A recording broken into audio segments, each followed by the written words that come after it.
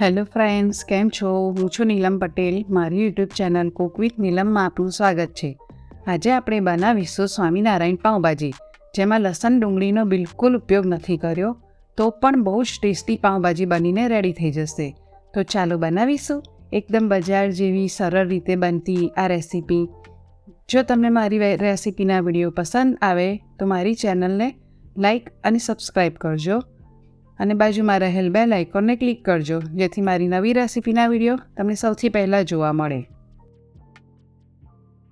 તો પાવભાજી બનાવવા મેં અહીં બધા શાકભાજી ધોઈને સમારી લીધા છે. આ રીતે બધા શાકભાજીને સરસ ધોઈ લેવાના. તો મેં અહીં 2 બટાકા લીધા છે મીડિયમ સાઇઝના, 1 કપ કોબીજ, 1 કપ ફ્લાવર, અડધો કપ વટાણા, બીટ અડધું લીધું છે જેના લીધે કલર સરસ આવશે, અને ગાજર 1 લીધું છે. હવે બધા શાકભાજીને આપણે કુકરમાં બાફવા મૂકી દેવાના.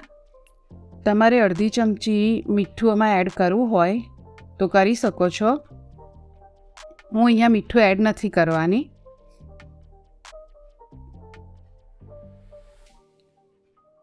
છેલ્લે આપણે વટાણા એડ કરી લઈશું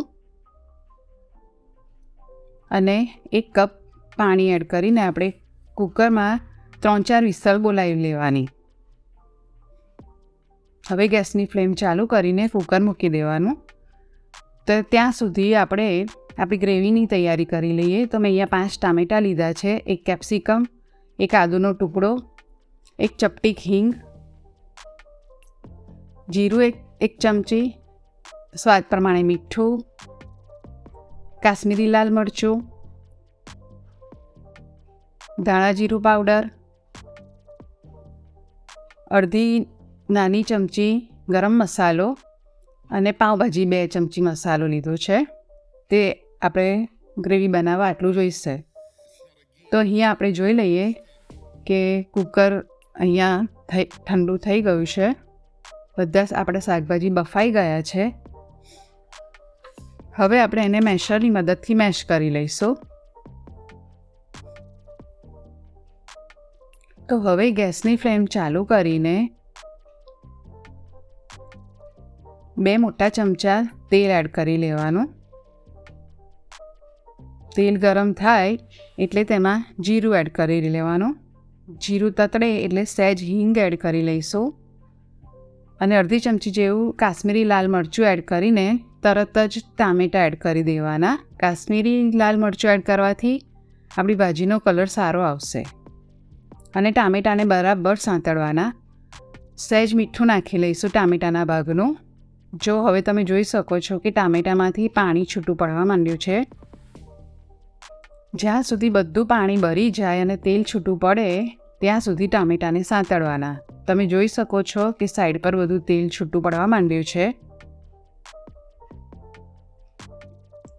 તો હવે આ ટાઈમે આપણે તેમાં કેપ્સિકમ એડ કરી લઈશું.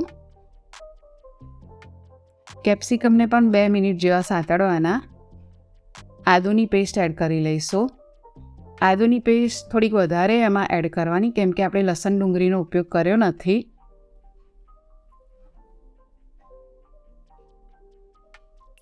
હવે મેં અહીંયા ઘરનું બનાવેલું માખણ એડ કર્યું છે, 1 મોટી ચમચી. તમે બહારથી બટર લાવો તે પણ તમે એડ કરી શકો છો. બસ આ બધું સરસ મિક્સ થવા દઈશું. હવે ગેસની ફ્લેમ આપણે ધીમી રાખીશું અને ધીમી આંચે આપણે બધા શાકભાજીને હવે થવા દેવાના. તો અહીં મેં 2 ચમચી લાલ મરચું નાખ્યું છે, 1 ચમચી ધાણા જીરું પાવડર, 1 થોડુંક જ ગરમ મસાલો એડ કરવાનો છે અને 2 ચમચી જેવો પાવભાજી મસાલો એડ કરી લેવાનો. અને ધીમી આંચે આ બધા મસાલાને થોડીવાર સાંતળવાના. એકદમ નાની ચમચી અડધી હળદર એડ કરવાની અને રેગ્યુલર જે મરચું આપણે ખાતા હોય તે એડ કરીશું. તેનાથી પાવભાજીનો થોડોક તીખાશ પડતો ટેસ્ટ આવશે. હવે તેમાં આપણા મેશ કરેલા શાકભાજી એડ કરી લઈશું. બધું બરાબર મિક્સ કરી લેવાનું. હવે તેમાં થોડું પાણી ઉમેરી દેવાનું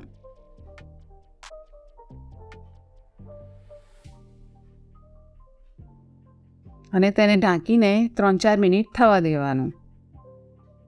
હવે તમે જોઈ શકો છો કે આપણું પાઉંભાજીમાં કલર થોડોક ચેન્જ થઈ ગયો છે. આપણે તેમાં સ્વાદ પ્રમાણે મીઠું એડ કરી લઈશું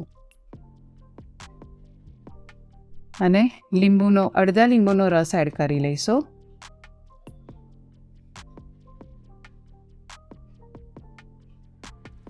હવે પાછું એને ફરી 2-3 મિનિટ ઢાંકીને થવા દેવાનું.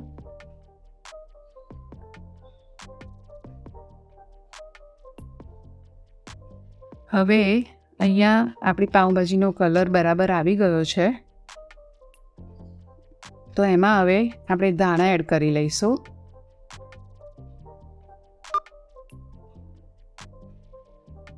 ધાણા મિક્સ કરી લેવાના. હવે આપણે પાઉંને શેકી લેવા માટે અહીંયા મેં 2 ચમચી જેવું બટર લીધું છે. તેમાં અડધી ચમચી લાલ મરચું, અડધી ચમચી પાઉંભાજીનો મસાલો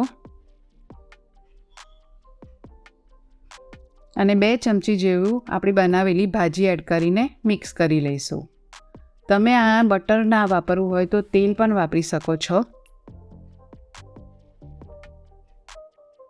હવે તેમાં પાઉંને શેકી લેવાના આ રીતે.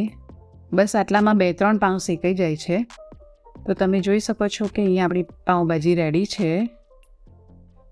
એકદમ ટેસ્ટી સ્વામિનારાયણ પાવભાજી.